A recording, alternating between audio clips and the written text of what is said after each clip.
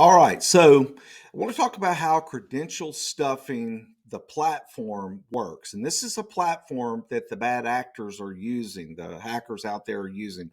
And it's really nothing more than an application, web based application that the bad guys are sharing amongst themselves and running. And so I want to do a little bit of math with you. Well, this was a study that was done that I'm going to compress this information so that it's really in a bite-sized piece for you.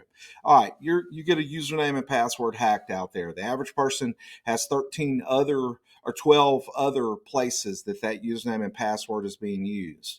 For $200, you can literally buy big lists. Let's say 100,000 a list of 100,000 usernames and passwords of people that have been breached.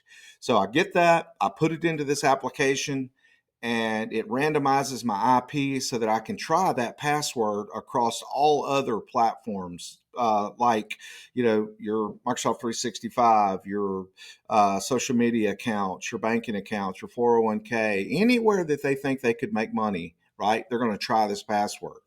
All right, so it randomizes the IP, and then at the end of the day, it spits out a list of successes. And the scary part is that for a $200 investment, the bad actors can plug all that in, they can run that tool, and it spits out a 0.2 up to a 2% return, depending upon how quickly people change their passwords, right?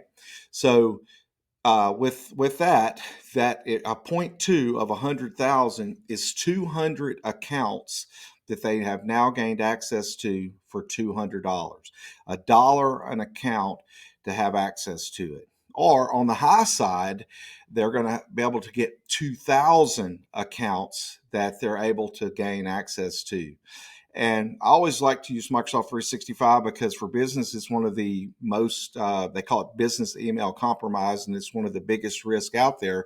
And those guys can just sit there and watch your email until they see a wire transaction or they see that you're going to be out of town and that they're going to respond from your account to your employees or to your financial person to move some money or to do something.